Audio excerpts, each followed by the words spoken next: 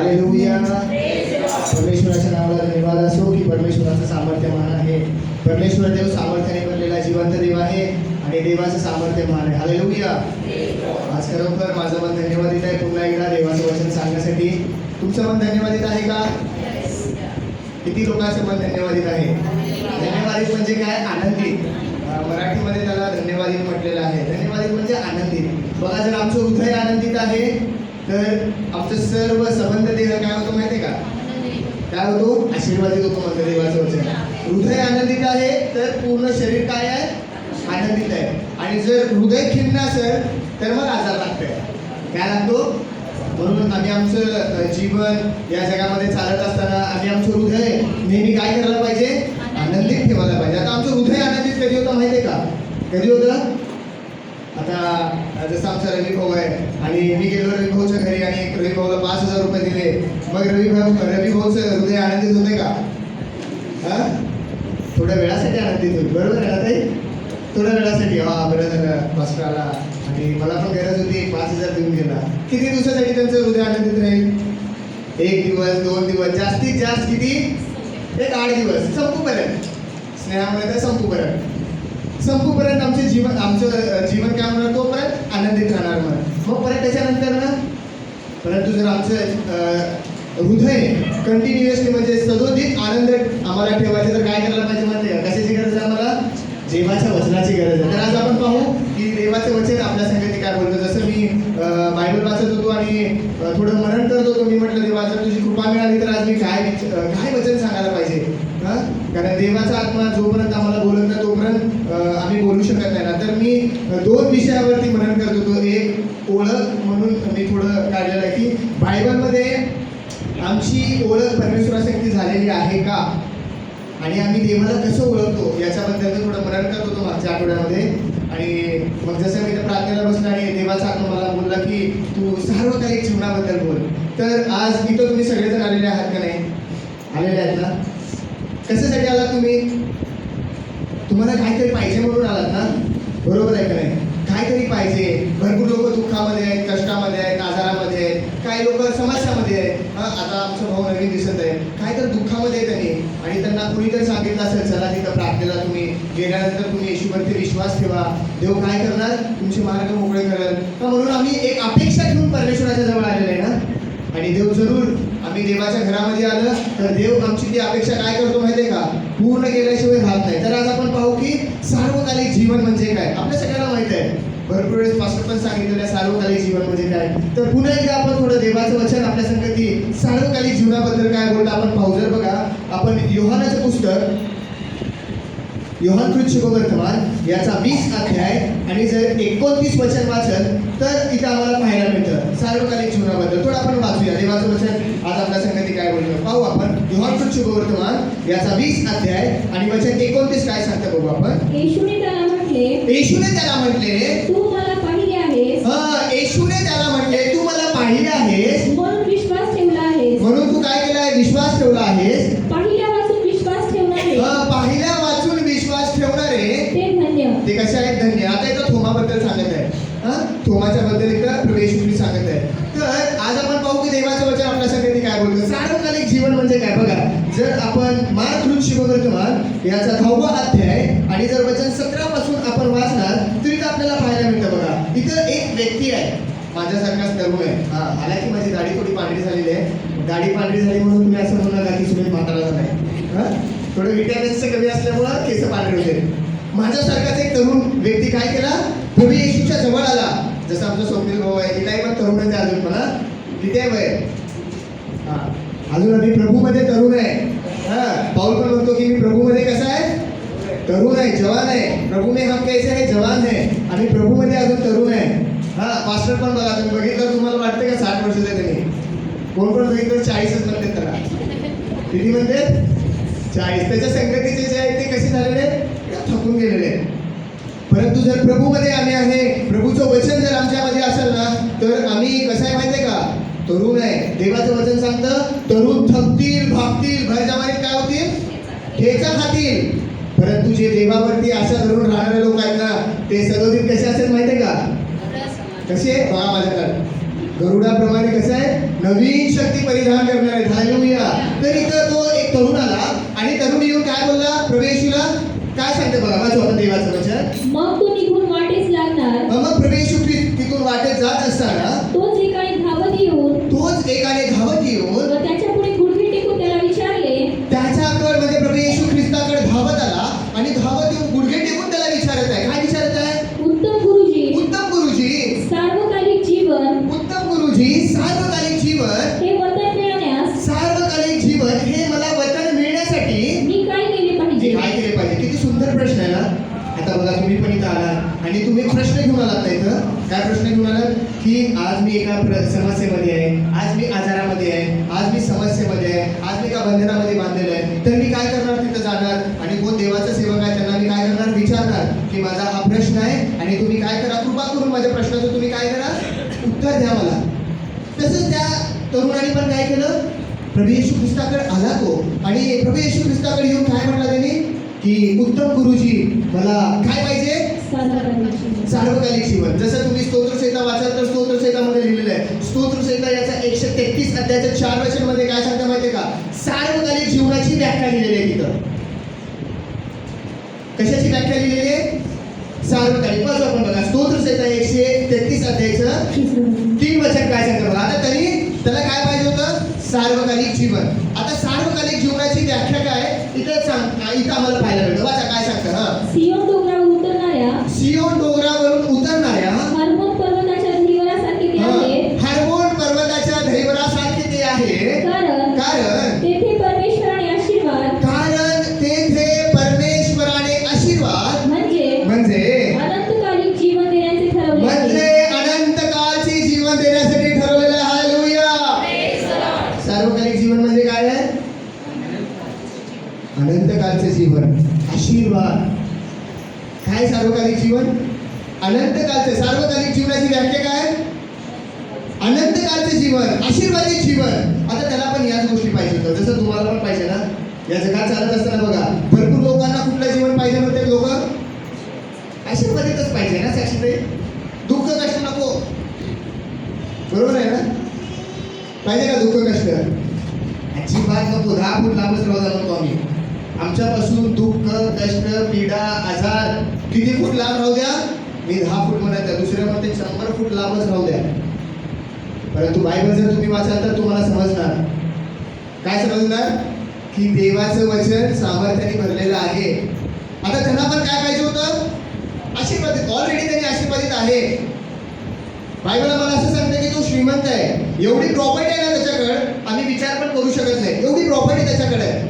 या सर्व गोष्टी असताना पण त्यांनी प्रभू येशू ख्रिस्ताकडे आला आणि प्रभू येशू ख्रिस्ताला येऊन काय म्हणाला? उत्तम गुरुजी, मला सार्वकालिक जीवन मिळायला पाहिजे म्हणून मी काय करू? आता त्याचा प्रश्न आहे आणि प्रश्न केला प्रभूला, मला सार्वकालिक जीवन पाहिजे. आता मग येशूने त्याला उत्तर दिलं. त्याच्या प्रश्नाचं उत्तर येशूने त्याला दिलं. काय सांगतं वाचा पुढचं वचन. येशू त्याला म्हणाला, मला उत्तम का म्हणतोस? मला उत्तम का म्हणतोस? एक जो देव त्याच्यापासून कोणी उत्तम नाही. त्याच्यापासून कोणी उत्तम नाही. जसं मी मागच्या आपण सेलिब्रेट केला. काय सेलिब्रेट केला? फादर्स डे सेलिब्रेट केला आणि थोडं मी वचन पण वाचत होतो आणि वचन वाचत असताना थोडं मला देवाच्या आत्म्याने बोलला की या जगात चालत असताना भरपूर लोक काय करते, भरपूर लोक स्पिरिच्युअल फादर म्हणते, स्पिरिच्युअल म्हणजे आत्मिक बाप म्हणते, आत्मिक पिता म्हणते.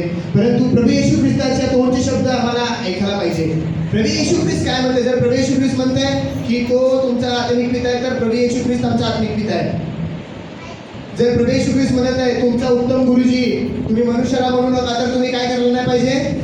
म्हणायला पाहिजे का की तू उत्तम आहे म्हणून? फॉर एक्झाम्पल, आता मी लई चांगलं वचन सांगालो, खूप वचनाचं तुम्हाला नॉलेज द्यालो, मग तुम्ही मला जर उत्तम म्हटलं तर चालते का? चालते का रवी भाऊ? नाही चालत. का चालत नाही? कोण आहे उत्तम? इथे येशू उत्तर देत आहे. येशू काय म्हणत आहे त्याला? तू मला उत्तम का म्हणतोस?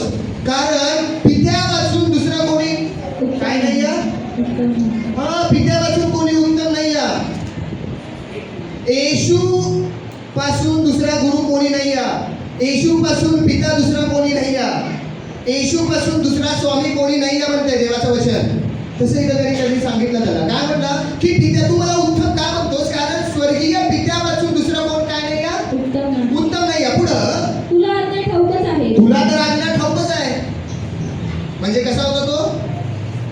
कसा होता तो? बायबलचा चांगला नॉलेज त्याला होतं. या मनुष्याला, ज्या मनुष्याने प्रभू येशू ख्रिस्ताकडे आला आणि प्रश्न केला ना, मला सार्वकालिक जीवन पाहिजे, सांग मी काय करू सार्वकालिक जीवन मिळण्यासाठी. त्याला चांगलं बायबलचं नॉलेज होतं आणि त्याला माहीत होतं की प्रभू येशू ख्रिस्ताशिवाय दुसरं कुणा वाचून काय मिळणार नाही, मला सार्वकालिक जीवन मिळणार नाही. प्रभू येशू ख्रिस्ताच्या शिवाय मला दुसरं कोणी काय देणार नाही, सार्वकालिक जीवन देणार नाही. त्याला चांगलं माहीत होतं. म्हणून त्यांनी येशूच्या जवळ येऊन एकदम नम्रपणाने गुडघे टेकून त्याला काय करत आहे, रिक्वेस्ट करत आहे. आणि येशूने त्याला म्हटलं, काय सांगतं पुढचं वचन बघा. हा, तुला आज्ञा ठाऊकच आहे. तुला तर काय आहे, आज्ञा ठाऊकच आहे. खून करू नकोस. खून करू नको. व्यभिचार करू नको. खून करू नको. व्यभिचार करू नको. चोरी करू नको. चोरी करू नको. खोटी साक्षी देऊ नको. खोटी साक्ष देऊ नको. ठपवू नकोस. ठपवू नको. आपला बाप व आपली आई यांचा मान राख. आपला बाप व आपली आई याचा तू मान राख. त्याने त्याला उत्तर दिले, किती आता सांगितलं प्रभू येशू ख्रिस्ताने? 6 आज्ञाबद्दल सांगितलं. तसं तर बायबलमध्ये 10 नाही, परंतु त्यांनी त्याला 6 आज्ञा सांगितल्या. कुठल्या 6 आज्ञा सांगितल्या, जे आता आपण वाचलं. आणि त्यांनी म्हटलं, या आज्ञा तुला तर सगळ्या माहित आहेत, या जर आज्ञा तू पाळशील तर तुला काय होणार, काय मिळणार तुला, सार्वकालिक जीवन मिळणार. म्हणजे काय मिळणार तुला, आज्ञा पाळल्या तर काय मिळणार, आशीर्वाद मिळणार. आज्ञा पाळलं तर आशीर्वाद मिळणार. आज्ञा मोडला तर काय मिळणार, काय मिळणार. लिहिले बायबलमध्ये, वाचणार नाही तुम्ही, बायबल वाचला तर तुम्हाला समजणार. जर अनुवादाचं पुस्तक याचा 28 अध्याय 1 पासून 14 वचनापर्यंत आज्ञा पाळल्यानंतर ना काय मिळतं त्याच्याबद्दल लिहिलेलं आहे. आणि जर तुम्ही 14 पासून जर पुढं वचन वाचाल ना तर भरपूर आहेत. आय थिंक एक 34 वचन तर आज्ञा मोडल्यानंतर ना काय होतं त्याच्याबद्दल लिहिलेलं आहे. जर आम्ही आज्ञा पाळलो तर आमचं जीवन काय होणार, आशीर्वादित होणार, सार्वकालिक जीवन मिळणार आम्हाला. पण जर आम्ही आज्ञा मोडलो तर आम्हाला काय होणार, श्राप मिळणार. म्हणजे काय, अनंतकालचं अग्नीचं जीवन मिळणार, अनंतकालचं नरकाचं जीवन मिळणार. जसं अनंतकालचं सार्वकालिक जीवन आहे ना, तसंच अनंतकालचं नरकामधलं पण एक जीवन आहे. म्हणून आज आम्ही डिसाईड करायला पाहिजे आम्हाला कुठलं जीवन पाहिजे. कारण देवाचं वचन सांगतं, अनुवादाच्या पुस्तकामध्ये लिहिलेलं आहे की मी तुझ्या समोर किती गोष्टी ठेवलेल्या आहेत, 4 आहेत. 4 किती गोष्टी आहेत, 4. काय सांगतं, मी तुझ्या समोर 4 गोष्टी ठेवलेल्या आहेत, जीवन मरण. आता जीवनासाठी आशीर्वाद जोडलेला आहे आणि मरणासाठी श्राप जोडलेला आहे. ही 4 गोष्टी आहेत. मी तुझ्या समोर 4 गोष्टी ठेवलेल्या आहेत आणि ते पण आकाशाला आणि पृथ्वीला साक्षी देऊन सांगतो म्हणते परमेश्वर. जीवन आणि मरण, आशीर्वाद आणि शाप, हे मी तुझ्या समोर ठेवलेलं आहे. आणि तुला डिसाईड करायचं आहे. कुणाला डिसाईड करायचं आहे, अनुवादाचं पुस्तक एक वाद्य वाचवा. अनुवादाचं पुस्तक 30:19 काय सांगतं वाचायचं ना. आकाश व पृथ्वी, आकाश आणि पृथ्वी यांना तुझ्या विरुद्ध साक्षीला ठेवून, यांना तुझ्या विरुद्ध साक्षीला ठेवून मी आज सांगतो की, मी आज तुला सांगत आहे की जीवन व मरण, जीवन आणि मरण, आणि आशीर्वाद व शाप, आशीर्वाद आणि श्राप मी तुझ्या पुढे ठेवले आहे. मी तुझ्या पुढे ठेवलेलं आहे. देवाने आमच्या समोर ठेवलेलं आहे. या 4 गोष्टी देवाने आमच्या समोर ठेवलेल्या आहेत. चॉईस आमची आहे. काय आहे, निवड आमची आहे. आम्ही काय निवडून घेतो. जसं त्या तरुण व्यक्तीने आलं आणि प्रभू येशू ख्रिस्ताच्या समोर गुडघे ठेवून टेकून त्याला रिक्वेस्ट करत आहे की मला तू काय कर, सार्वकालिक जीवन दे. आता बघताना तर आम्हाला पाहायला मिळतं त्याला काय पाहिजे, सार्वकालिक जीवन पाहिजे. त्याला त्याच्या बोलण्यातनं, त्याच्या वागण्यातनं, त्याच्या प्रोनाऊन्सिएशनमधनं, त्याच्या प्रभू येशू ख्रिस्तासंगती करणाऱ्या संवादनामधनं आम्हाला समजतं की त्याला काय पाहिजे, सार्वकालिक जीवन पाहिजे. तसं देवाचं वचन काय सांगतं, जीवन मरण, आशीर्वाद आणि श्राप हे मी तुझ्या समोर ठेवलेलं आहे. पण देवाचं वचन काय सांगतं, म्हणून तू जीवन निवडून घे. म्हणून देव सांगत आहे. पण देव आम्हाला पण सांगायला आहे. काय सांगायला आहे, देव आम्हाला एक काय म्हणतात त्याला, क्लू देत आहे की तू काय कर बाबा, जीवन निवडून घे. काय जीवन निवडून घे, कारण तू आणि तुझी संतती काय होईल, जिवंत राहील. देव आम्हाला ऑप्शन पण देत आहे, सांगत पण आहे समजून की तू काय कर, जीवनच निवडून घे. म्हणजे तू आणि तुझी संतती, तू आणि तुझे लेकरं, तुझी येणारी पिढी काय होणार, आशीर्वादित होतील, जिवंत राहतील. परंतु हे सगळं माहीत असताना पण मनुष्य काय करत नाही, काय करत नाही, काय निवडत नाही.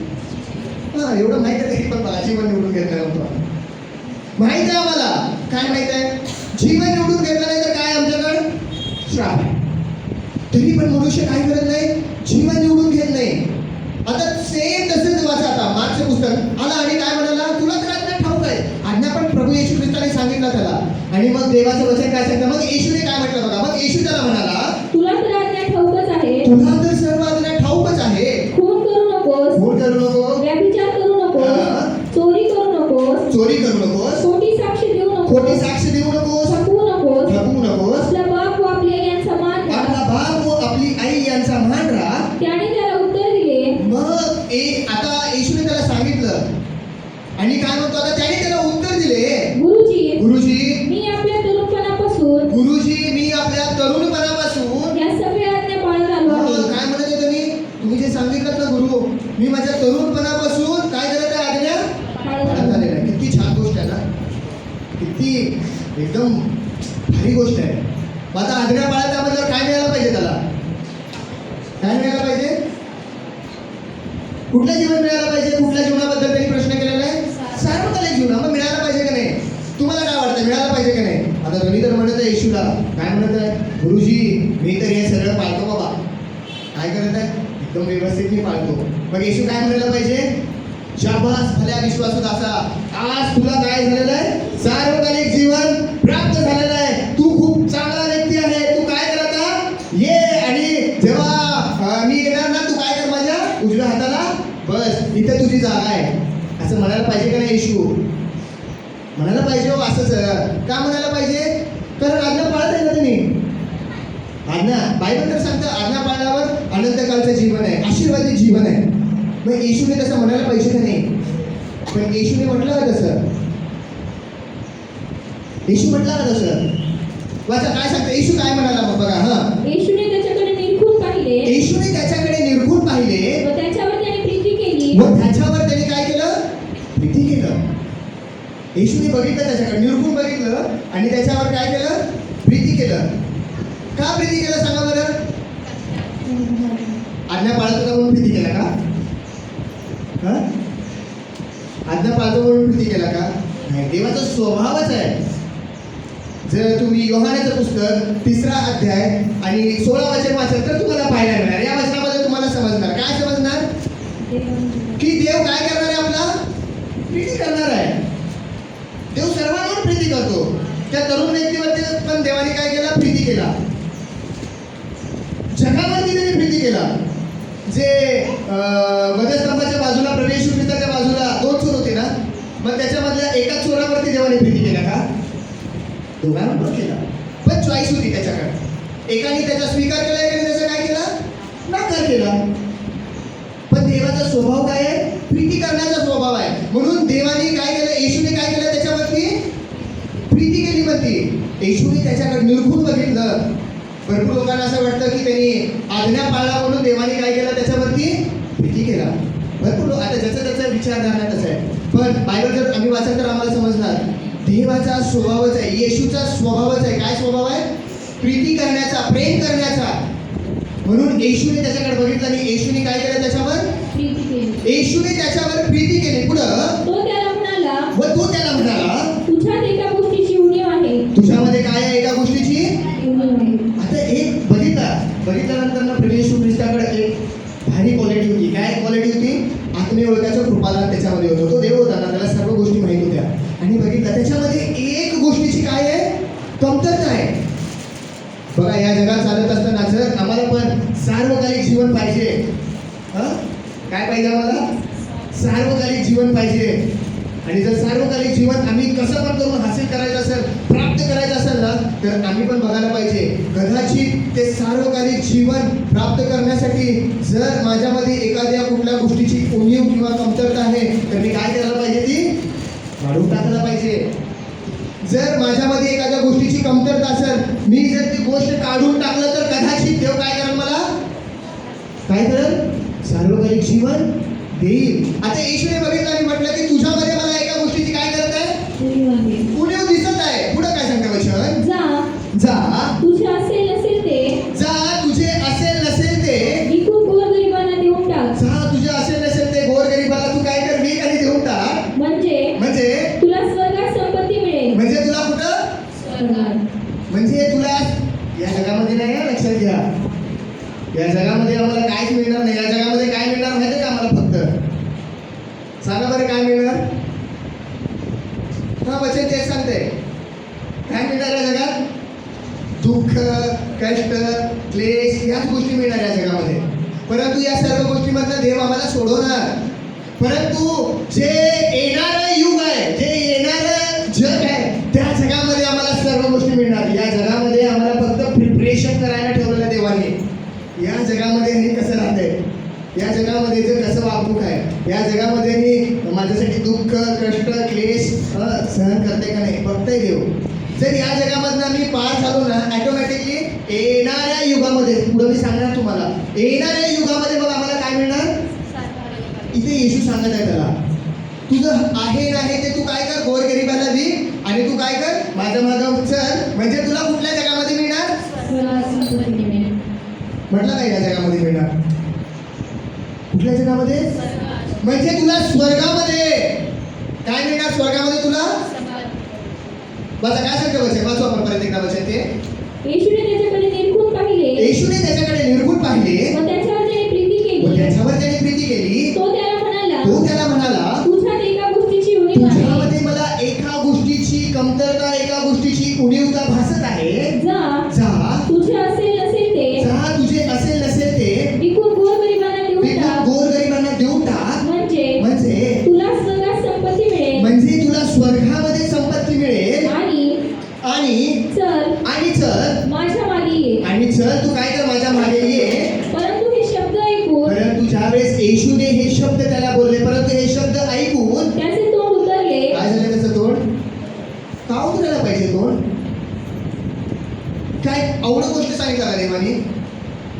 सार्वकालिक जीवन पाहिजे तर सोडायला पाहिजे, ती विकायला पाहिजे. आज जर तुम्हाला म्हटलं चला तुम्हाला सार्वकालिक जीवन पाहिजे तर तुम्ही काय करा, आपलं घरदार सगळं सोडा, पैसा प्रॉपर्टी सगळं सोडा आणि तुम्ही प्रभूच्या मागे चला म्हणल्यावर तुम्ही येणार का नाही? जर तुम्ही वचन वाचत असाल, वचनाचं नॉलेज जर तुमच्याकडे असेल तर तुम्ही काय करणार? येणार, तुम्ही निघणार. तुम्हाला सांगायची गरज नाही पडणार, तुम्हाला सांगायची गरजच पडणार नाही. पण जर तुमच्याकडे वचन माहिती नसेल, वचनाचं नॉलेज तुमच्याकडे नसेल आणि जर देवावरचा विश्वास जर तुमच्याकडे नसेल, कुठला विश्वास? जर मी देवासाठी 1 करोड रुपये सोडून गेले, येशूमध्ये मिळालं मला किती मिळणार? डबल मिळणार म्हणते. जसं योबाला मिळालं, पहिलं गेलं नंतर मग किती मिळालं त्याला? डबल मिळत आहे. हे जर तुम्हाला माहीत असलं तर तुम्ही काय करणार? सोडणार. हो, सांगायची गरज पडणार नाही तुम्हाला आली का म्हणून. परंतु त्यांनी काय केला? काय केला? त्याचं तोंड उतरलं म्हणते. काय झाला? तो खिन्न झाला आणि काय झालं? त्याचं तोंड उतरलं आणि पुढे काय सांगतं वचन? त्याचे तोंड उतरले कष्टी होऊन तो निघून गेला. आणि तो कष्टी होऊन, दुःखी होऊन काय केला? तो निघून येशूच्या गेला. समोरून निघून गेला. कुठून निघून गेला माहितीये का? सार्वकालिक जीवनाच्या दारापासून तो काय झाला? कोण आहे सार्वकालिक जीवनाचा दार माहिती का तुम्हाला? येशूने म्हटला की सार्वकालिक जीवनाचा दार तर मीच आहे. जो माझ्यामधून जाणार तो कुठे जाणार? स्वर्गामध्ये जाणार. जर तुम्ही स्वर्गाच्या राज्यामध्ये, फॉर एक्झाम्पल तुम्ही झोपलात आणि जर स्वर्गाच्या राज्यामध्ये तुम्हाला असं स्वप्न पडलं, स्वर्गाच्या राज्यासमोर तुम्ही थांबलात आणि स्वर्गाच्या राज्यामध्ये आता जस्ट तुम्ही एंट्री करणार, तेवढ्यात तुमचा पाय परत बाहेर काढला आणि तुम्हाला जर पाठीमागं परत तुम्ही पृथ्वीवरती आल्यावर आणि तुम्ही स्वप्नामधनं उठल्यानंतर ना तुम्हाला काय फील होणार? काय होईल? काय होईल भैया? काय म्हणणार? अफसोस. तुम्ही असं अफसोस तर करणार की नाही? बापरे, अजून एक 10 मिनिटं मी जर स्वप्नामध्ये राहिलो असतो तर मी कुठे गेलो असतो? किती छान झालेलं असतं, मी स्वर्गामध्ये गेलो असतो असं म्हणणार ना मी. सेम तसंच आहे बघा. विचार करा तुम्ही, सार्वकालिक जीवनाच्या दाराच्या समोर त्यांनी आला. जस्ट त्यांनी एंट्री, जर त्यांनी विकला असतं तर कुठे गेला असता? त्यांनी कुठे गेला असता? सार्वकालिक जीवनामध्ये प्रवेश केला असता त्यांनी. पण विकला का त्यांनी? नाही विकला त्यांनी. आता तुम्ही श्रीमंत होता म्हणून निघून गेला. तुझे शिष्य होते 12. आता शिष्यांना पण प्रश्न पडला, बाप रे, आता ही श्रीमंत मनुष्य कुठं जाऊ शकत नाही, स्वर्गाच्या राज्यात जाऊ शकत नाही, तर आपण जातो का नाही? त्यांच्यामध्ये पण प्रश्न पडला. प्रश्न उद्भवायला लागला, सैतानाने विचार दिला. परंतु प्रभू येशू ख्रिस्त काय बोलला माहिती आहे का? काय बोलला त्याच्या शिष्यांना? वाचा बघा पुढचं वचन काय सांगतं. जर मार्काचं पुस्तक त्याच अध्यायामध्ये 10व्या अध्यायाचं आणि 24 पासून वाचू आपण. तेव्हा शिष्य त्याच्या बोलण्याने थक्क झाले. आता कुठल्या बोलला हे सगळं सांगितलं त्यांनी. मागे सोड म्हटला त्यांनी. ते शिष्य काय आला नाही, ते तरुण व्यक्ती आणि खिन्न होऊन निघून गेला त्यांनी. आणि मग प्रभू येशू ख्रिस्ताने सांगितलं, काय सांगितलं की स्वर्गाच्या राज्यामध्ये श्रीमंताला जाणं कठीण आहे. का कठीण आहे? जसं सुई आहे ना, सुईला उंटाला जाता येते का सुईच्या नाकामधून? इम्पॉसिबल आहे ना. परंतु देवाचं वचन सांगतं जर देवाला घालायचं असेल तर तो घालू शकते. देवाला काही अशक्य नाही आहे. या सर्व गोष्टी झाल्यानंतर शिष्य पण काय झाले? थक्क झाले. आणि शिष्य पण आपसामध्ये डिस्कस करू लागले. आणि 24 वचनमध्ये पाहायला मिळतं. काय सांगतं वचन बघा. तेव्हा शिष्य त्याच्या बोलण्याने थक्क झाले. तेव्हा शिष्य त्याच्या बोलण्याने थक्क झाले. येशू त्यांना पुन्हा म्हणाला, मुलांनो, देवाच्या राज्यात प्रवेश होणे कितीतरी कठीण आहे. कितीतरी काय आहे? कठीण आहे. देवाच्या राज्यात सहज कोणी जाऊ शकत नाही. देवाच्या राज्यात जर आम्हाला जायचं तर पहिलं आम्हाला काय व्हायला पाहिजे माहिती आहे का? आमचं तारण होणं गरजेचं आहे. आमचं तारण झाल्याशिवाय, आम्ही उद्धार प्राप्त केल्याशिवाय आम्ही कुठे जाऊ शकत नाही. आता मी तुम्हाला सांगतो पुढं आहे ते सर्व आहे स्वर्गाच्या राज्यात कसं जायला पाहिजे. म्हणून मी या तरुण व्यक्तीचा प्रश्न तुम्हाला घेतला, उदाहरण घेतलं. आणि काय सांगतं की मुलांनो, देवाच्या राज्यात प्रवेश होणे, देवाच्या राज्यामध्ये प्रवेश होणे कितीतरी कठीण आहे. कितीतरी कठीण आहे. भरपूर लोकांना वाटतं आम्ही येशूला ओळखतो, आम्हाला येशूची ओळख आहे, आम्ही येशूला ओळखतो, आम्ही काय करणार? स्वर्गाच्या राज्यात जाणार जाऊ शकत नाही. लई कठीण आहे म्हणते येशू. जर येशू म्हणत आहे कठीण आहे तर कठीणच आहे. आणि जर येशू म्हणत आहे स्वर्गाच्या राज्यात जाणं सोपं आहे तर सोपंच आहे. आम्ही कुणावर विश्वास ठेवायला पाहिजे? मनुष्याने बोललेल्या शब्दात विश्वास ठेवायला नाही पाहिजे. मनुष्य भरपूरच म्हणते तुम्ही फक्त येशूला ओळखा, तुम्ही कुठे जाणार? स्वर्गाच्या राज्यात जाणार, चांगलं जीवन तुम्हाला मिळणार. फक्त येशूला ओळखा. आता येशूची ओळख काय तुम्हाला सांगणार मी पुढं. म्हणून येशू म्हणाला, मुलांनो, स्वर्गाच्या राज्यात जाणं कसं आहे? कठीण आहे. पुढं धनवानाला देवाच्या राज्यात जाणे ह्यापेक्षा उंटाला सुईच्या नाकातून जाणे सोपे आहे. उंटाला सुईच्या नाकातून जाणे कसं आहे? एकदम इझी आहे. धनवान जाऊ शकत नाही म्हणते. असं तुम्ही समजू नका आता माझ्याकडे 1 करोड 2 करोड आहे, मी श्रीमंत आहे म्हणून मी स्वर्गाच्या राज्यात जाईल का नाही. जर तुम्ही धारण प्राप्त केलेलं आहे आणि देवावरती तुमचा विश्वास आहे तर जरूर तुम्ही कुठे जाणार? स्वर्गाच्या राज्यात. त्यांनी श्रीमंत होता पण त्यांनी तारण प्राप्त केला नव्हता. त्याच्याकडे उद्धाराचा विश्वास नव्हता. त्यांनी त्या उद्धारकर्त्या, त्या सार्वकालिक जीवनाच्या दाराच्या समोर येऊन उद्धारकर्त्याला स्वीकार केला नाही. म्हणून त्यांनी काय केलं नाही? स्वर्गाच्या राज्यामध्ये प्रवेश करू शकला नाही. आणि पुढे काय सांगतं वचन वाचा. तेव्हा ते अत्यंत विस्मित होऊन एकमेकांना म्हणू लागले तर मग कोणाचे तारण होणे शक्य आहे? मग कुणाचं तारण होणं शक्य आहे? तारण एकदम सोपं आहे हो. आम्हाला क्रिटिकल करणं. आता त्या शिष्याला पण वाटलं, काय वाटलं? तारण होणं किती आहे? कठीण आहे. तारण आता मग कुणाचं तारण होणार? आता हे तर त्यांनी जर बघितलं, त्या शिष्याने बघितलं, त्या तरुण व्यक्तीचं जीवन बघितलं. त्यांनी लहानपणापासून देवाचा भय धरणारा होता, आज्ञा पाळणारा होता, चांगलं जीवन जगणारा होता. शिष्याने बघितलं एकदम चांगला होता तो व्यक्ती. आणि शिष्यांचं जीवन कसं होतं? त्या व्यक्तीपेक्षा शिष्यांचं जीवन कसं होतं? एकदम वेगळं होतं. म्हणून शिष्य तिचा प्रश्न करतात, अरे बापरे, त्या व्यक्तीचं, त्या तरुण व्यक्तीचं तारण होणं कठीण आहे, तर मग त्याचं झालं नाही तर मग तारण आमचं होणं कसं आहे? कठीण आहे. परंतु जर बायबलवर वचन आम्ही वाचणार आणि देवाच्या वचनाला आहे तसं आमच्या जीवनामध्ये करणार, विश्वास ठेवणार, तर आमच्यासाठी तारण कसं आहे? एकदम इझी आहे. म्हणून पुढे वचन काय सांगतं बघा. येशूने त्यांच्याकडे निरखून पाहून म्हटले, मनुष्यांना हे अशक्य आहे, परंतु देवाला नाही. पुढे देवाला सर्व काही शक्य आहे. पेत्र त्याला म्हणू लागला. आता इथं शिष्य म्हणायला लागले. काय म्हणाले बघा. शिष्याच्या मनामध्ये पण प्रश्न निर्माण झाला. मग त्या व्यक्तीला तारण मिळालं नाही, त्या व्यक्तीला सार्वकालिक जीवन मिळालं नाही. आम्ही तर सगळं सोडून आलो येशूच्या मागं. आम्हाला पण मिळते का नाही? मिळेल का नाही? मिळणार का नाही? असा प्रश्न त्या शिष्यांच्या मनामध्ये आला. येशूने खूप सुंदर सांगितलं. काय सांगतं वचन वाचा 27 पासून. पेत्र त्याला म्हणू लागला, पहा, आम्ही सर्व काही सोडून. आता शिष्य म्हणाला, पेत्र म्हणत आहे. काय म्हणाला? पेत्र येशूला म्हणाला, पहा, आम्ही सर्व काही सोडून आपल्या मागे आलो आहोत. तुझ्या मागं तुझी सेवा करायला, तुझ्या मागं तुझे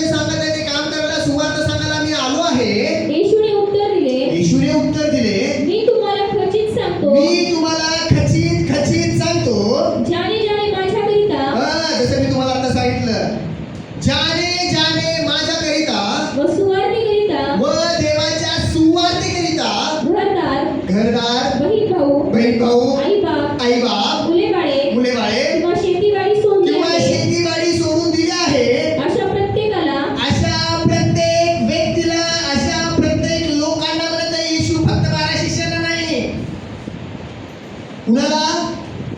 जे येशूसाठी, जे सुवार्तेसाठी आपली आई बाप, मुलं बाळ, शेती बाडी, बायको लेकरू नवरा सोडून देवाच्या कामासाठी निघणार त्या प्रत्येकांना सांप्रत काळी, कुठल्या काळी?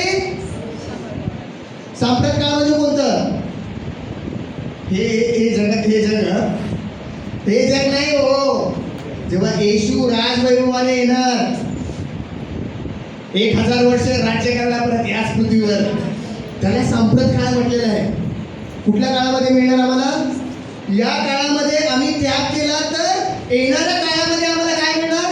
सार्वकालिक जीवन मिळणार, आशीर्वादित मिळणार, आशीर्वादित जीवन मिळणार, सर्व गोष्टी मिळणार. कुठल्या जीवनात, कुठल्या जगामध्ये? सांप्रत काळच्या जगामध्ये. पण लोकांना कधी पाहिजे सर्व गोष्टी? या आताच पाहिजे. आमची बहिणी म्हणते आत्ताच पाहिजे, या जगामध्येच पाहिजे म्हणते. बरोबर आहे त्यांचं. भरपूर लोकांना काय पाहिजे? ह्या जगामध्येच पाहिजे म्हणते. परंतु जे बायबल वाचतात ना त्यांना समजते. काय समजते? या जगामध्ये किती पण काय पण केलं, किती पण प्रॉपर्टी काय पण करून ठेवलं, शेवटी काय होणार त्याचा? ते पण नाश असो. आता पाण्याने होणार नाही, अग्नीने होणार आहे म्हणते देवाचं वचन. नाश होणार. मग आम्हाला कुठल्या जगामध्ये साठवून ठेवायचंय? जिथं गंज लागत नाही, जिथं त्याला केर कचरा होत नाही, अशा जगामध्ये काय करायचं आम्हाला? साठवून ठेवायचं. म्हणून येशूने त्याच्या शिष्यांना म्हटलं की तुम्ही सुवार्तेसाठी आणि माझ्यासाठी तुम्ही आपलं बहीण भाऊ, घर दार, मुलं बाळ सगळं सोडून आलात तर तुम्हाला कुठल्या जगामध्ये? सांप्रत काळच्या जगामध्ये छळणुकी बरोबर हा 100 पटीने घरे, छळणुकी बरोबर 100 पटीने घरे. भाऊ, हो वाव, किती छान आहे. घर नाही, एक घर नाही, किती घरे? किती घरे? इंग्लिशमध्ये मॅन्शन्स म्हटले, घर म्हटलं नाही, इंग्लिशमध्ये मॅन्शन्स, हिंदीमध्ये राजवाडे म्हटले. काय मिळणार आम्हाला? काय सांगतं वचन 30.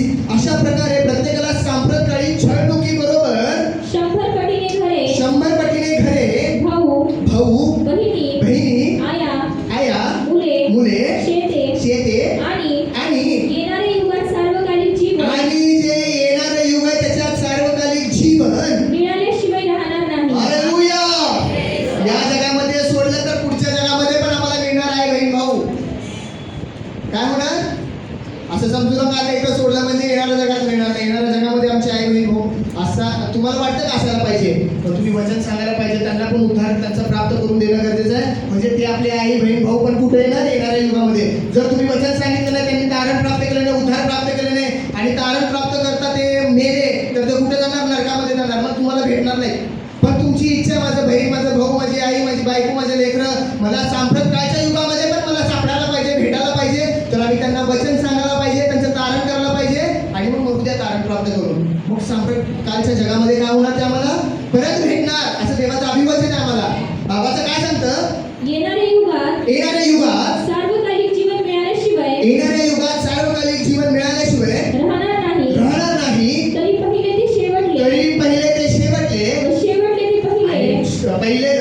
शेवटले आणि शेवटले ते पहिले असे पुष्कळांचे होणार. जर आम्हाला पण वाटतं सार्वकालिक जीवन आम्हाला पाहिजे, काय पाहिजे आम्हाला? सार्वकालिक. आता अजून 2 व्यक्ती आहेत. त्या 2 व्यक्तींनी निकोदेमसचं पण जर उदाहरण घेतलं ना तर निकोदेमस पण आला. त्यांनी पण एक चांगला गुरु होता, बायबलचा त्याला चांगला जाणकार होता तो. बघ अदरवाचा आपण वाचलं योहान शुभवर्तमान याचा 3रा अध्याय आणि 1 पासून 13 वचन वाचलं. मी 2च उदाहरण घेतो. निकोदेमसचं एक उदाहरण घेतो. पुरुषांपैकी निकोदेम नावाचा एक मनुष्य होता. पुरुषांपैकी, आता हा पुरुष म्हणजे साधा व्यक्ती नाही. हा कसा आहे माहिती आहे का? त्याला बायबलचं चांगलं नॉलेज आहे, बायबल शिकलेला व्यक्ती आहे. आणि असा व्यक्ती येऊन आता हा पण काय करत आहे? प्रभू येशूला प्रश्न करत आहे. कुठला प्रश्न करत आहे? जसा त्या तरुण व्यक्तीने प्रश्न केला, आता मी तुम्हाला सांगितलं मागचं पुस्तक 10 अध्यायामधला. कुठला प्रश्न करत आहे? सार्वकालिक जीवनाबद्दलच त्यांनी पण प्रश्न करत आहे. माझं काय सांगतं? पुरुषापैकी निकोदेम नावाचा एक मनुष्य होता. निकोदेमस नावाचा एक मनुष्य होता. तो यहुद्यांचा एक अधिकारी होता.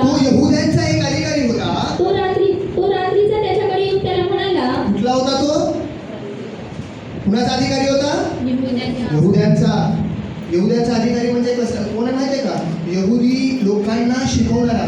त्या काळामध्ये यहुदी लोकांचे 5 अधिकारी असायचे आणि या 5 अधिकाऱ्यापैकी हा निकोदेमस एक होता. 5 पैकी हा एक होता. आणि कधी आला तो भेटायला? का दिवसा यायला का त्याला लाज वाटत होती?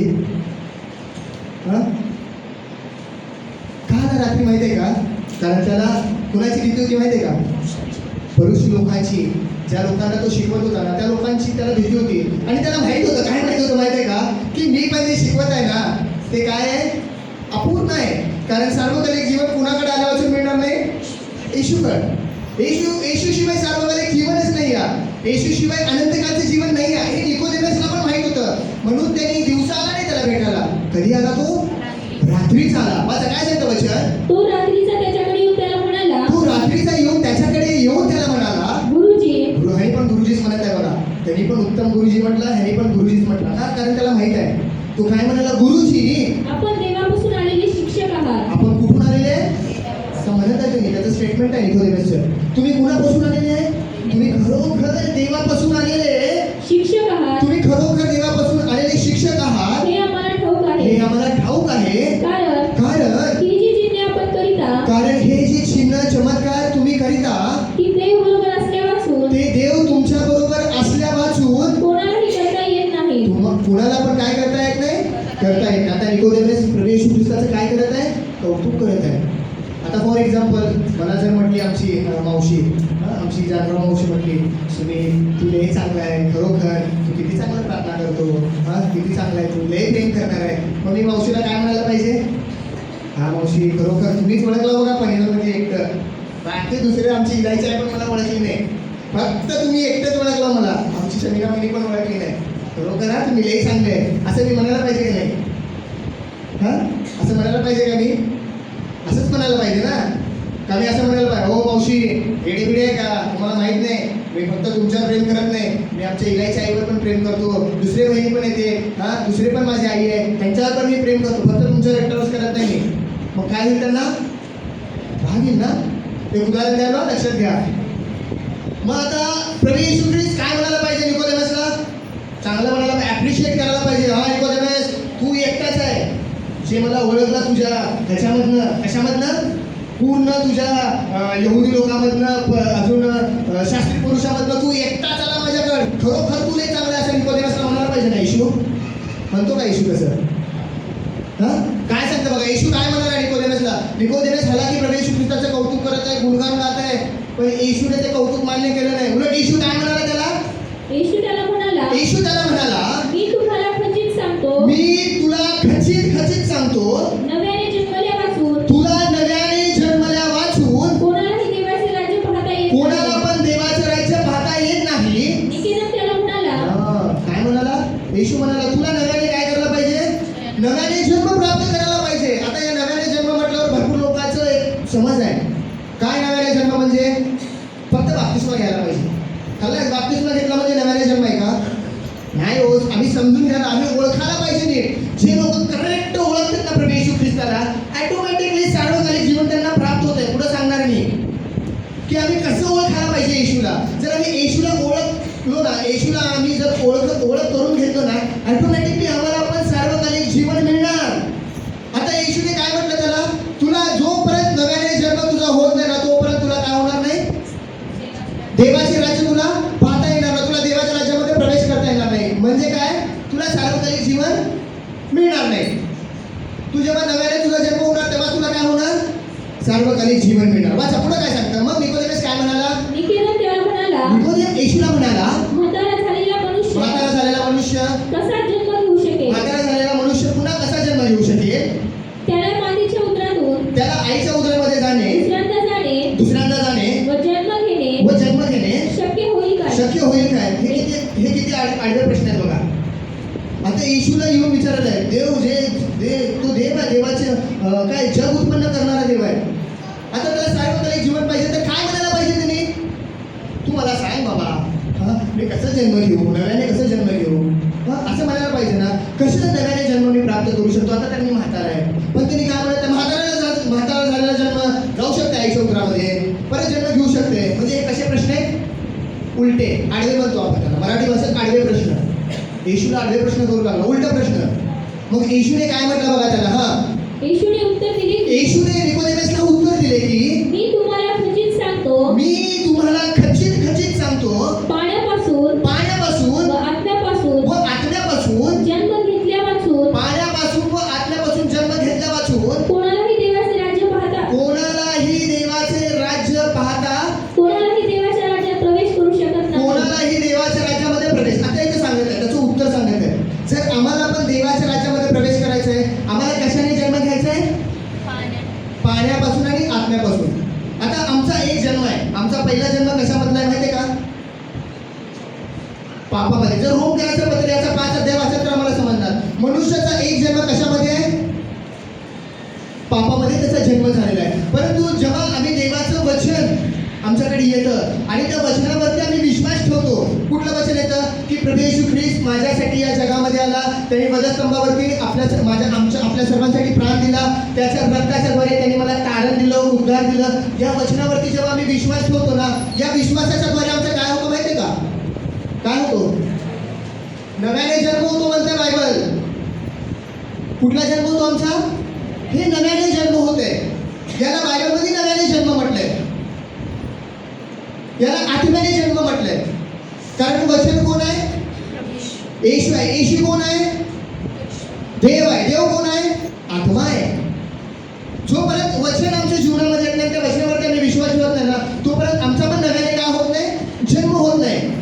आणि मग प्रभू येशू ख्रिस्ताने सांगितलं की आत्म्याने आणि पाण्याने जन्म घेतल्याशिवाय कुणाला पण काय होत नाही? स्वर्गाच्या राज्यात जाता येत नाही, त्याला सार्वकालिक जीवन मिळत नाही. पण जेव्हा आमचा आत्म्याने जन्म म्हणजे जेव्हा हे वचनावरती आम्ही विश्वास ठेवतो, त्यावेळेस ऑटोमॅटिकली आमच्या जीवनामध्ये काय होतं? नव्याने जन्म होतो. आणि मग आम्ही बाप्तिस्मा घ्यायला पाहिजे, बायबल मला असं सांगतं. मग आमचा कुठं प्रवेश होणार? स्वर्गाच्या राज्यामध्ये. परंतु या गोष्टी निकोदेमसने मान्य केल्या का? काय केल्या? मान्य केल्या नाही. त्यांनी पण काय केलं? सार्वकालिक जीवन प्राप्त केलं का? प्राप्त केलं का? प्राप्त केलं नाही. प्राप्त केलं नाही त्यांनी. का प्राप्त केलं नाही? कारण निकोदेमसने पण प्रभू येशू ख्रिस्ताला काय केलं नाही? ठीक ठीक ओळखलं नाही. वाचा आता योहानाचं पुस्तक याचा 17वा अध्याय आणि 3 वचन काय सांगतं बघा. सार्वकालिक जीवन आम्हाला कधी मिळतं माहिती आहे का? कधी मिळतं माहिती आहे सार्वकालिक जीवन? जेव्हा आम्ही येशूला काय करतो? ओळखतो. आता भरपूर लोक म्हणते, काय म्हणते? मी येशूला ओळखतो. फक्त ओळखून चालत नाही. आता ओळखमध्ये लई फरक आहे. तोंड ओळख आहे, आम्ही कसं ओळखतो ते पण आहे. आमची ओळख कशी असायला पाहिजे? बायबल पण आम्हाला असं सांगतं. प्रभू येशू ख्रिस्त एकदा त्याच्या शिष्यांना म्हणाला, जो संदेष्टाला संदेष्टा म्हणून स्वीकार करतो त्याला कुठलं प्रतिफळ मिळणार? संदेष्टाचं प्रतिफळ मिळणार. जो नीतिमानाला नीतिमान म्हणून स्वीकार करणार त्याला नीतिमत्वाचं प्रतिफळ मिळणार म्हणते बायबल. प्रभू येशू ख्रिस्ताने त्याचं सांगितलं. म्हणून आम्ही कसं ओळखतो हे इम्पॉर्टंट आहे प्रभू येशू ख्रिस्ताला. आता तुम्ही त्याला तुम्हाला माहीत झालेलं आहे. काय माहीत झालेलं आहे? येशू या जगात 2026 वर्षापूर्वी आला, हे तुम्ही ओळखलेलं आहे. बरोबर आहे ना? इथे काय सांगता वचन? वाचा योहानाचं पुस्तक 17 अध्यायाचं 3 वचन. सार्वकालिक जीवन हेच आहे की, सार्वकालिक जीवन तुम्हाला पाहिजे असेल. काय सार्वकालिक जीवन? लय सोपं आहे. सार्वकालिक जीवन हेच आहे की तू जो एकच खरा देव त्या तुला व ज्याला तू पाठविले आणि ज्याला तू पाठवले त्या येशू ख्रिस्ताला त्यांनी ओळखावे. त्या येशू ख्रिस्ताला त्यांनी ओळखावे. आता इथं येशू सांगत आहे, इथं यहुदी लोकांसाठी भाषण चालू आहे आणि भाषण चालू असताना प्रभू येशू ख्रिस्त सांगत आहे. त्यांचा पण प्रश्न त्याचा सार्वकालिक जीवनाबद्दल. काय करायला पाहिजे? ज्या पित्याने प्रभू येशू ख्रिस्ताला पाठवलेलं आहे ना, त्या पित्याला आणि प्रभू येशू ख्रिस्ताला काय करायचं? आम्ही ओळखायचं. जर आम्ही येशू ख्रिस्ताला ओळखलो ना, आम्हाला पण काय होणार? काय होणार? सार्वकालिक जीवन प्राप्त होणार. या जगामध्ये चालत असताना भरपूर लोक बघा प्रभू येशू ख्रिस्ताला ओळखते. काय करते? ओळखते ना, ओळखत असं नाही आहे. जसं मी बायबल वाचत होतो आणि बायबल वाचत असताना मी शमूएलाचं पुस्तक याचा 2रा अध्याय आणि 2 वचनापासून 2रा अध्याय आणि आय थिंक 17 वचनापासून मी थोडं मनन करत होतो. तिथं एलीच्या घराण्याबद्दल लिहिलेलं आहे. काय? कुणाबद्दल लिहिलेलं आहे? एलीच्या घराण्याबद्दल लिहिलेलं आहे. एलीच्या घराण्याबद्दल लिहिलेलं आहे. एली हा महायाजक होता आणि एलीचे पुत्र हफनी आणि फिनास पण याजक होते. कोण होते ते? वाचू बघा, थोडं ते वचन वाचू आपण. पहिले शमूएल 2रा अध्याय आणि एलीच्या घराण्याविषयी तिथे लिहिलं. हा, कितव्या वचनापासून? 12. वाचा, पहिलं वचन वाचू आपण. काय सांगतं बघा. एलीचे पुत्र अधम होते. एलीचे पुत्र अधर्म होते. अधम होते. त्यांना परमेश्वराची ओळख नव्हती. त्यांना परमेश्वराची काय नव्हती? ओळख नव्हती. आता या वचनाबद्दल थोडं मनन करणार तर समजणार. आता एलीचे पुत्र अधर्म होते आणि त्यांना परमेश्वराची काय नव्हती? ओळख नव्हती. परमेश्वराची ओळख नव्हती तरी पण ते कुठली सेवा करत होते? याजकीय सेवा करत होते. ते पाळकाची सेवा करत होते, पास्टरीची सेवा करत होते. बघा, मी हे जेव्हा हे वचन वाचत होतो ना, मी थोडं मनन करत होतो. या जगामध्ये चालत असताना भरपूर लोक आहेत का नाही? भरपूर लोक आहेत ना. भरपूर लोक कसं आहेत? सेवा करते. काय करते? सेवा करते. कुठली सेवा करते? पास्टरीची सेवा करते, याजकीय सेवा करते. कुणासारखं करते? कुणासारखं? हफनी फिनास सारखं. हफनी आणि फिनास कसे होते माहिती आहे का? त्यांना देवाचं नॉलेज नव्हतं, देवाचं पवित्रता त्याला माहीत, त्या लोकांना माहीत नव्हती. का माहीत नव्हती? कारण त्यांनी कधी ओळखलेच नाही परमेश्वराला. काय केलं नाही ते कधी? परमेश्वराला काय केलं नाही? काय सांगते? एलीचे पुत्र अधम होते. त्यांना परमेश्वराची काय नव्हती? ओळख नव्हती. जर परमेश्वराची ओळख राहिली असती तर त्यांनी काय केले असते? व्यवस्थितरित्या परमेश्वराच्या मंदिराची सेवा करू शकले असते. व्यवस्थितरित्या पाळकीय सेवा, याजकीय सेवा ते करू शकले असते. परंतु ओळख नव्हती तरी पण त्यांनी काय करत होते? सेवा करत होते. आणि बायबल तुम्ही घरी गेल्यानंतर वाचा. न ओळखता जर आम्ही देवाच्या मंदिराची, देवाची सेवा करायला जाणार, काय होणार आमचा? काय झालं शेवटी माहिती आहे का त्यांचा? काय झाला? नाश झाला म्हणते बायबल. काय झाला त्या दोघांचा? आणि सेम तसंच शमूएलाच्या पुत्रांचं पण झालं. अबद्या आणि योएल, त्याचे 2 पुत्र होते शमूएलाचे. त्यांना, त्या दोघांना पण परमेश्वराची ओळख नव्हती. या 4 पण लोकांना परमेश्वराची ओळख नव्हती नीट. आणि देवाची सेवा करायला गेले आणि काय झालं शेवटी? त्यांचा नाश झाला. म्हणून जर आम्हाला सार्वकालिक जीवन पण पाहिजे, आम्हाला या जगामध्ये देवाची सेवा पण करायला पाहिजे, तर आम्ही काय करायला पाहिजे? ठीक ठीक परमेश्वराला काय करायला पाहिजे? ओळखायला पाहिजे. जर आम्ही ठीक ठीक ओळखणार ना तर काय होणार? आम्ही पण कुणासारखी सेवा करणार? मग अहरोनासारखी. अहरोनाने खूप सुंदर कुठली सेवा केला माहिती आहे का? याजकीय सेवा केला. काय याजकीय सेवा केला? कारण अहरोनाने परमेश्वराची समक्षता आणि परमेश्वराची सेवा ओळखून घेतला होता आणि परमेश्वराला चांगला ओळखला होता. म्हणून अहरोनाने व्यवस्थित सेवा केला याजकीय. पण हफनी फिनास देवाला न ओळखता याजकीय सेवा केली, नाश झाला. म्हणून या जगामध्ये चालत असताना आपल्याला पण नीट ओळखायचं परमेश्वराला. वाचू आता आपण. काय सांगतं योहानाचं पुस्तक याचा 17वा अध्याय आणि 3 वचन काय सांगतं? सार्वकालिक जीवन हेच आहे की सार्वकालिक जीवन आम्हाला जर पाहिजे आणि सार्वकालिक जीवनाची व्याख्या हीच आहे की तू जो एकच खरा देव, तू जो एकच खरा देव, त्या तुला व ज्याला तू पाठवले, त्या येशू ख्रिस्ताला त्यांनी ओळखावे. त्या येशू ख्रिस्ताला आम्ही काय करायला पाहिजे? आहे का ओळख आमची? किती लोकांची ओळख आहे येशू शेवटी? काय म्हणून ओळख आहे? काय म्हणून? जर तुमची तारणारा म्हणून ओळख आहे तर तुम्हाला काय मिळणार? सार्वकालिक जीवन मिळणार. जर तुमची मुक्तिदाता म्हणून ओळख असेल तर तुम्हाला काय मिळणार? आरोग्य मिळणार. जर तुमची मसीहा म्हणून ओळख असेल तर तुम्हाला काय मिळणार? मसीहा शब्दाचा अर्थ काय माहिती का तुम्हाला? काय मसीहा?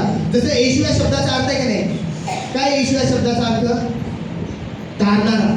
तू त्याचे नाव येशू ठेव कारण तोच आपल्या प्रजेला त्यांच्या पापापासून तारणार. येशू या शब्दाचा अर्थ काय? तारणार. मग जर येशू म्हणून आम्ही ओळखणार ना तर आम्ही समजून घ्यायला पाहिजे की येशू आमच्या जीवनाचा काय आहे? तारणार आहे. परंतु भरपूर लोक ओळखत नाहीत येशूला ठीक ठीक ओळखत नाही आणि तरी पण काय करते? देवाचं काम करते. म्हणून न ओळखता देवाचं काम करायला लागणार. मग येशू पण काय करणार नाही आम्हाला? वाचा बघा मत्तेचं पुस्तक याचा 7 अध्याय. मत्तेचं पुस्तक याचा 7 अध्याय 21 पासून जर 23 वचन तुम्ही वाचाल तर इथं तुम्हाला समजणार. बघा इथं लिहिलेलं आहे. जसं मी तुम्हाला सांगितलं. काय सांगितलं? हफनी आणि फिनासबद्दल, अबद्या आणि शमूएलाचा मुलगा योएल या दोघांबद्दल आणि या 4 लोकांबद्दल सांगितलं. ते लोक काय करत होते?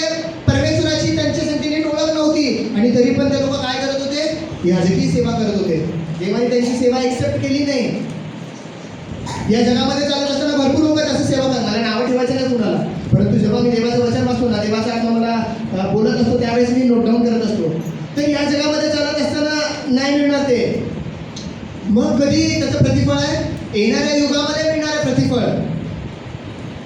तिथं ओळख करून घेणं महत्वाचं आहे. ते लोक ओळख करून घेतले नाही ठीक, म्हणून काय झाला? त्यांचा नाश झाला.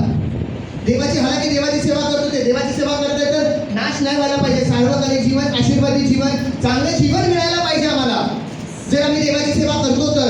येणाऱ्या युगामध्ये पण आणि या जगामध्ये पण.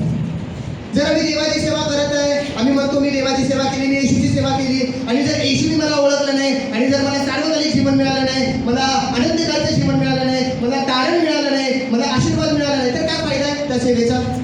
मग ती सेवा मी कुठली केली आणि ओळखायला पाहिजे. म्हणून काय सांगतं बघा, आम्हाला ठीक ओळखणं गरजेचं आहे येशूला.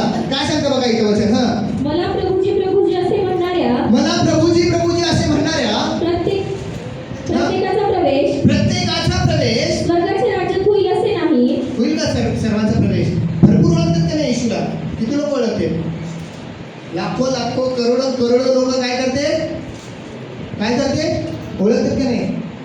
मग त्या सगळ्यांचाच होणार आहे? होणार का सगळ्यांचा? तुम्हाला काय वाटतं, होणार का नाही होणार?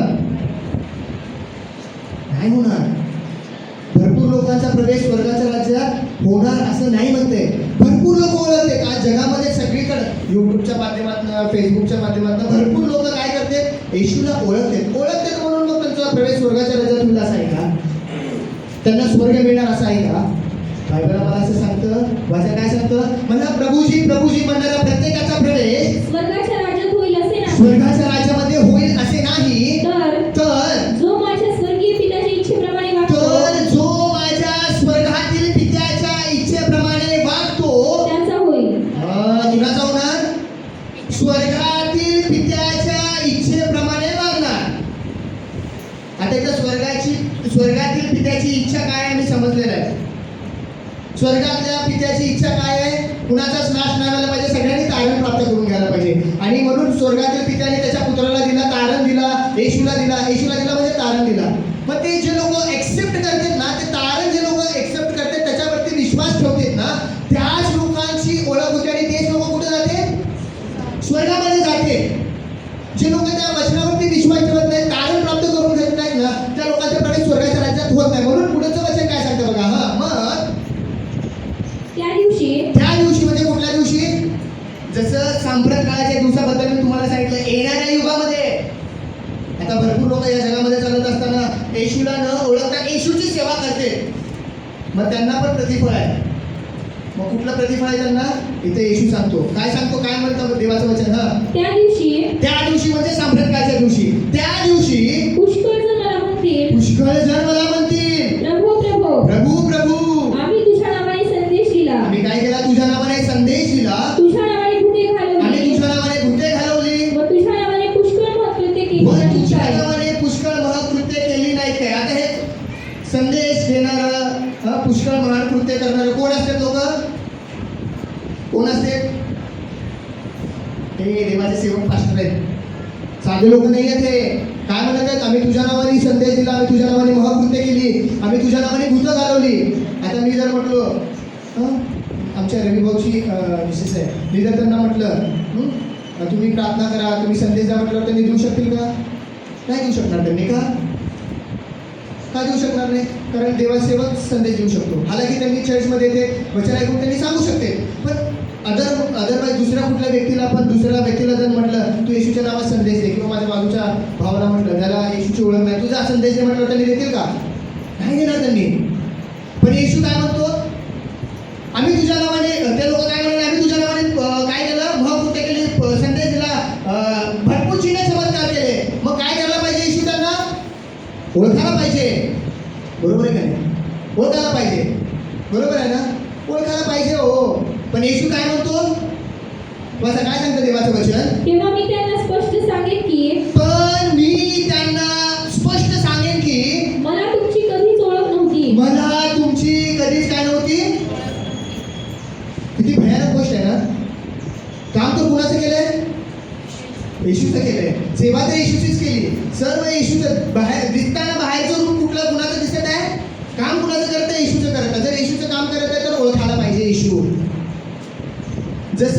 मी हे वचन वाचत होतो, या वचनाच्या संगती मग मला देवाचा आत्मा थोडं बोलत होता. जसं हफने आणि फिनास काम कुणाचं करायला, परमेश्वराच्या भेटीचं काम करायला, याची सेवा करायला लागले.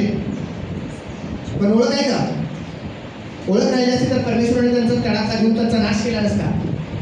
इथं पण काय म्हणत आहे, माझी तुमची कधी काय नाही, मी तुम्हाला काय म्हणत नाही, मी तुम्हाला ओळखत नाही. पुढं अहो अनाचार करणाऱ्यांनो, अहो अनाचार करणाऱ्यांनो, माझ्यापुढून निघून जा. माझ्यापुढून तुम्ही निघून जावा, असं देवाचं वचन त्यांना स्पष्ट सांगायला म्हणतंय. म्हणून जर बघा या जगात चालत असताना जर सार्वकालिक जीवन आम्हाला पाहिजे ना, काय करायचं? सिंपल गोष्ट आहे, फक्त सिंपल गोष्ट आहे. काय करायचं आम्हाला?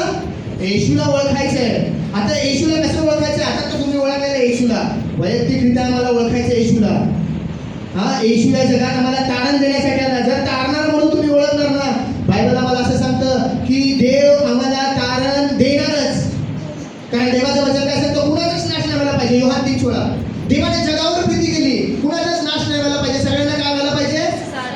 सार्वकालिक जीवन. सार्वकालिक जीवन हेच आहे. काय सार्वकालिक जीवन? तू आपला देव पिता परमेश्वर प्रभू येशू याला तरी काय करायला पाहिजे? ओळखायला पाहिजे. मग आज दिवस आहे तो.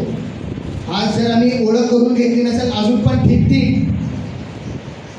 सांप्रतकाळच्या युगामध्ये आमच्यावर वारी येऊ नये. जसं येशू सांगत आहे, माझी तुमची कधी ओळख झाली नाही, मी तुम्हाला कधी ओळखत नाही. म्हणून आजच्या दिवसामध्ये आम्ही काय करायला पाहिजे? ठीक काय करायला पाहिजे? येशूला ओळखायला पाहिजे. जर आम्ही ओळख करून घेतलो तर आम्हाला कुठलं जीवन मिळणार? आणि ते सार्वकालिक जीवन कुठं लिहिलं आहे सांगते. वाचू आपण, लास्ट वचन वाचू. स्तोत्र संहिता याचा 133 अध्यायाचं 2 वचन वाचून एंड करू आपण. वाचा, काय सांगतं? स्तोत्र 133चं 3 वचन. हा, सियोन डोंगरावर उतरणारे सियोन, हे सियोन पर्वत, सियोन डोंगर नवे येरुशलेमला दर्शवलेलं आहे. हे सांप्रतकाळच्या दिवसाला दर्शवलेलं आहे. काय सांगतं देवाचं वचन? सियोन डोंगरावरील, सियोन डोंगरावरून उतरणाऱ्या, सियोन डोंगरावरील उतरणाऱ्या हर्मोन पर्वताच्या दहिवरासारखे ते आहे. हार्मोन पर्वताच्या दहिवरासारखे ते आहे. काय आहे ते? काय आहे ते? सार्वकालिक जीवन ते आहे. कसं आहे ते सार्वकालिक जीवन? सियोन पर्वतावरील हार्मोन पर्वताच्या दहिवरासारखं सार्वकालिक जीवन आहे. आणि पुढे काय सांगतं वचन?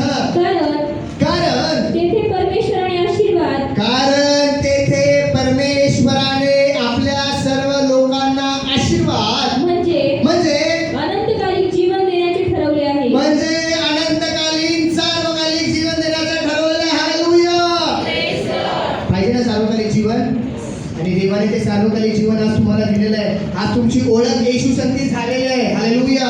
जर येशू संगती तुमची ओळख झालेली आहे तर हे सार्वकालिक जीवन तुम्हाला प्राप्त झालेलं आहे. या वचनाच्या द्वारे देव तुम्हाला आणि मला आशीर्वादित करो. आमेन.